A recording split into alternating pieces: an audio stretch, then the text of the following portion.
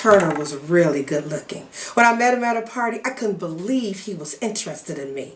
We talked and danced, and eventually I gave him my phone number. I left the party on a cloud, thinking about when I would see him again. I was still living at home with my siblings and parents, so we didn't spend a lot of time at my house. He took me to dinner, to the movies, to concerts, and was always a gentleman. After about 6 months, Turner started talking about me finding my own place. Had already been thinking about it, so it didn't take much talking to convince me. My parents were a little concerned, but finally helped me to find an apartment. My move-in day was a day of celebration. Of course, Turner was there, and he spent the night. I was still trying to get used to being on my own when I noticed that Turner was changing. At first, I couldn't put my finger on it, but he became very possessive. If I wasn't at home when he called, he demanded to know where I was.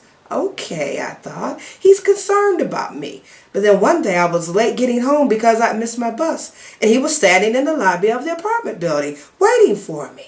I smiled, thinking we'd have a good night. But the minute I opened the door, I got hit and fell into the wall. Pain caused tears to well, and I was holding my face when he raised his hand to hit me again. I cringed and raised my arm to protect my face. He stopped, but then cussed me out something horrible. I was accused of being a slut, and he was not going to tolerate it. He started throwing things around the apartment, and eventually someone was knocking on my door. The manager had been called because of the noise. He warned me that neighbors were complaining, and if he got another phone call, I would have to move. You would think that that would have been enough to make me see things differently, but it wasn't. Turner apologized one of many times, and we ended up living together. We had one fight after the other, or rather he did, and he always apologized, especially when he knew that my brother and sister were ready to whoop his butt. He asked me to marry him and convinced me that things would be different. Fool that I am, I believed him until our wedding night. That's when I woke up from the horrible nightmare that had been my life for far too long. Turner got mad because of the men at the wedding complimenting me on my dress and how good I looked. He hadn't said anything at the wedding, but he had too much to drink, and when we got home, his liquor-fed jealousy caused him to pull out a pistol, and he took a shot at me.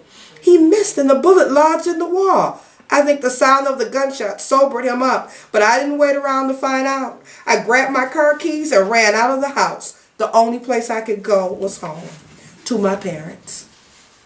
Later that day, Tony and Dad went with me to retrieve my things. Turner just sat there looking stupid, trying to apologize and begging me to give him another chance. I refused to even look at him.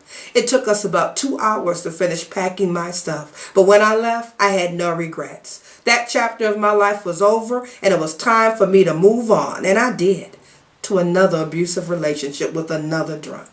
How silly of me.